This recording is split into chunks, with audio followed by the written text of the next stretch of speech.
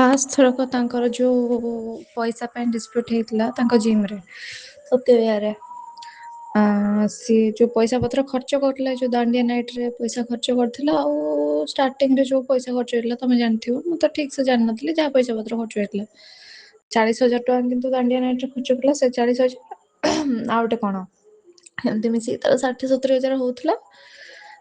ତାକୁ ଯେତେବେଳେ ପଇସା ପତ୍ର ଅଭାବ ହେଲା ସେ ମାଗିଲା କି ଆଉ ମତେ ବାକି ପଇସାଟା ଫେରାଅ, ଆଉ ଯୋଉ ପଇସା ଅଛି ମୋର ଫେରାଅ, ଆଉ ମତେ ପଇସାଟା କାହିଁ ଦଉନ, ହିସାବ କର। ଯେତେବେଳେ ଫାଷ୍ଟ ଥର ସେ ଜିମ୍ ଛାଡିଥିଲା, ଫାଷ୍ଟ ଥରକ ହେଲେ ଯଦି କରିବନି ମୁଁ ଜିମ୍ ଛାଡ଼ିଦେବି, ମୁଁ କାହିଁ ଆଉ ଖଟିବି, ଇଏ ସିଏ ଏମିତି କରିକି ଛାଡିଥିଲା। ସେତେବେଳେ ଯୋଉ ଡିସ୍ପ୍ୟୁଟ୍ ହେଇଥିଲା ସିଏ ଛାଡ଼ିଦବ ବୋଲି କହିଲା, ତ ସିଏ ଓମ୍ କୁ କହିଲା କି ଆଉ ଏଟା ବନ୍ଦ ହେଇଯିବ, ରହିବାନି, ଚାଲ ପଳେଇବା। ସେତେବେଳେ କଣ ତା ନା, ସେ ଯୋଉ ପିଲାଟା ଲିପୁନ ବି ବୋଧେ ଛୁଟି ନେଇକି କୁଆଡେ ପଳେଇଥିଲା, ଆଉ ଇଏ ଓମକୁ ନେଇକି ଗାଁକୁ ପଳେଇ ଆସିଲା। କହିଲା କି ଆଉ ଆମର ତ ଆଉ ଗୋଟେ ଜିମ୍ ଅଛି, ଅଡ଼ଶପୁର ଜିମ୍ରେ ତ ଭଲ ଟ୍ରେନର କେହି ନାହାନ୍ତି, ତ ଟ୍ରେନିଂ ଦେ, ଆଉ ଟ୍ରେନିଂ ଦେ। ସେଠି ଯେତିକି ପଇସା ଦିଆ ହଉଥିଲା ସେତିକି ପଇସା ତ ଦେଇପାରିବିନି, ଯେତିକି ଟିକେ କମେଇକି ଯାହା ଦେବି ଆଉ। ସେତେବେଳେ ଓମର ବାପାଙ୍କର କଣ ଗୋଟେ ଆକ୍ସିଡେଣ୍ଟ ହେଇଥିଲା ନା ଗୋଟେ କଣ ହେଇଥିଲା ଠିକ ସେ ତ ଜାଣିନି, ଗୋଟେ କଣ ଆକ୍ସିଡେଣ୍ଟ ହେଇଥିଲା, ତାଙ୍କ ଦେହ ଅସୁସ୍ଥ ଥିଲା। ଓମ୍ କହିଲା କି ମୋର ଫାଇନାନ୍ସିଆଲ କ୍ରାଇସିସ୍ ରହୁଛି, ଆଉ ମୁଁ ରହିବିନି, ମୁଁ ଏଠି ଟ୍ରେନିଂ ଦେବିନି, ଯୋଉ କଣ ସେ ଯୋଉ ବାଉନ୍ସର ଫାଉନ୍ସର କାମ କରେ ମୁଁ ସେ କାମ କରିବି, ମତେ ପଇସା ଦରକାର ଅଛି, ସେ କହିକି ଛାଡିଦେଲା। ଛାଡିଲା ତ ଛାଡିଲା, କଲ୍ କରିକି ଇଆଡେ ସିଆଡେ ଗପିଲା, ମାନେ ଯେତିକି ମତେ ବୁବୁ କହିଥିଲା ମୋର ଯାହା ମନେ ପଡୁଛି କି ସେ ଗାଁରେ ଆଉ ସେ ସତ୍ୟଭାର ପିଲାଙ୍କୁ ବି ସବୁ କଲ୍ କରିକି କଣ କହିଲା, ଆଉ ଜିମ୍ ବନ୍ଦ ହେଇଯିବ, ଏଇଟା ସେଇଟା। ତ ଯୋଉ ପିଲାମାନେ ସବୁ ପଇସା ଦେଇଥିଲେ ସମସ୍ତେ ଜାଣିଥିଲେ ନା ଓନର ହଉଛି ବୁବୁ, ତ ଆକୁ କଲ୍ କରିକି ମାନେ ଆ ସହିତ ଟିକେ ବଚସା କଲେ, ଆଉ କେମିତି ଜିମ୍ ବନ୍ଦ କରିଦବ, ଏଇଟା ସେଇଟା, ପଇସା ଦେଇଛୁ, ଫ୍ରଡ୍ କରିଦେଲ, ଇଏ କରିଦେଲ। ତ ଇଏ ସେଠୁ ନ ଚାହିଁକି ବି ସବୁ ଡିସକ୍ଲୋଜ କରିବାକୁ ବାଧ୍ୟ ହେଲା। କହିଲା ମୁଁ ଫୁଲି ଓନର ନୁହଁ, ମୁଁ ଏତିକି ପରସେଣ୍ଟ ପାର୍ଟନର, ଆଉ ସେ ବିଷୟରେ ତମେ ସେଠି ତାଙ୍କର ଯିଏ ବିଲ୍ଡିଂରେ ଯାଇ କଥା ହବ, ସେମାନେ ଯଦି ଜିମ୍ ଚଲେଇବେ ଚଲେଇବେ, ମୁଁ ରହିବିନି, ଏମିତି କଥା। ତାପରେ ଯେତେବେଳେ ପଚାରିଲେ ଏ କଥା ତମକୁ କିଏ କହିଲେ ନା ଓମ୍ ସାର୍ କହିଲେ, ପିଲାମାନେ କହିଲେ। ତ ଏକରେ ତ ତା ଖରାପ ଟାଇମରେ ତାକୁ ଛାଡିକି ପଳେଇଲା, ଯେତେବେଳେ ତାକୁ ଗୋଟେ କିଏ ଦରକାର ଥିଲା ସେତେବେଳେ ଛାଡିକି ପଳେଇଲା।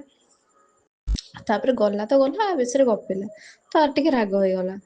ତାକୁ ମୁଁ ବି ସେତେବେଳେ କହିଥିଲି, ଯେତେବେଳେ ଷ୍ଟାର୍ଟିଂରେ ଇଏ କହୁଥିଲା ଓମକୁ ରଖିବ ବୋଲି, ମୁଁ ତାକୁ ମନା କରିଥିଲି, ମୁଁ ଦେଖେ ସେ ଯାଇଛି ତ ଯାଇଛି, ଆମେ କାହିଁ ପୁରେଇବା ତାକୁ, ଆମକୁ କଣ ପିଲା ମିଳିବେନି। ସେ କହିଲା କି ନାଇଁ ମତେ ଗୋଟେ କିଏ ବିଶ୍ୱସ୍ତ ପିଲା ଯାହା ହେଲେ ବି ଦରକାର, ମତେ ଗୋଟେ କିଏ ଦରକାର ପାଖରେ, ଆଉ ଏମିତି ତୁ କହିଦେଲେ କେମିତି ହବ, ତୁ ଆସିକି ରହିକି କାମ କରୁନୁ ଯଦି ତୁ ଏତେ କହୁଛୁ। ମୁଁ କହିଲି ହଉ ବାବା, ତୁ ତ ସବୁବେଳେ ଠିକ ଥାଉ, ତୋ ଡିସିସନ ତ ଠିକ ଥାଏ, ମୁଁ ତ ପାଗଳଟା, ଆଉ ଠିକ ଅଛି, ତୁ ଯଦି ଠିକ କହୁଛୁ ତାହେଲେ ମୁଁ ବି ଠିକ।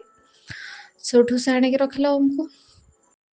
ତାପରେ ଯେତେବେଳେ ଓମ୍ ଛାଡିଗଲା, ମୁଁ କହିଲି ମୁଁ ତ ତା ଆଗରୁ କହିଥିଲି ସେ ପିଲାକୁ ରଖନି, ଯିଏ ଥରେ ତୋ ସହିତ ବିଶ୍ୱାସଘାତକତା ଥରେ କରିଛି ପାଷ୍ଟରେ, ସିଏ ଆଉ ଥରେ କରିବନି ବୋଲି କଣ ଗ୍ୟାରେଣ୍ଟି ଅଛି। ତ ସେଇଥିପାଇଁ ମନା କରୁଥିଲି। ସିଏ ବି କହିଲା ହଁ ମା, ସେତେବେଳେ ମୋ ସହିତ ଭଲସେ ଥିଲା ତ, ଆମ ଭିତରେ ଯେମିତି କଥା କଥା, ସେ କହିଲା ହଁ ଲୋ ମା ମୋର ଭୁଲ ହେଇଗଲା, ତମ ଗୋଡ ଧରୁଛି, ଆଉ ଦୟାକରି କଥା ଉଠାଅନି, ହଉ ଆଉ ତାକୁ ଆଣି କେବେ ରଖିବିନି, ଏମିତି କହିଲା। ସେଠୁ ତେବେଠୁ ତାର ମୋର ମାନେ ଓମ୍ ବିଷୟରେ କେବେ କଥା ହେଇନୁ। ତାପରେ ଓମ୍ ଛାଡିଲା ପରେ ବି ଜିମ୍ କୁ ୱାର୍କ ଆଉଟ କରିବାକୁ ଆସୁଥିଲା, ମାନେ ଖାଲି ୱାର୍କ ଆଉଟ।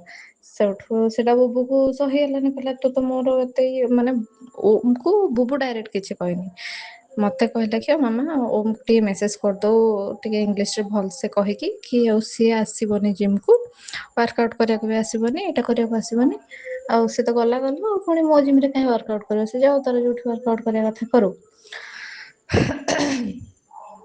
ତ ଲାଷ୍ଟ ଟାଇମ୍ ମୁଁ ଓମ୍ କୁ ମେସେଜ କରିଥିଲି କି ଆଉ ମାମୁଁ ମନା କରୁଛନ୍ତି, ଆଉ ତମେ ଜିମ୍ କୁ ଆସିବନି, ଏଇଟା ସେଇଟା। ତାପରେ ଓମ୍ ବି ମତେ ରିପ୍ଲାଏ ଦେଇଥିଲା, କି ହଉ ଆସିବିନି, ଏମିତି ସେମିତି।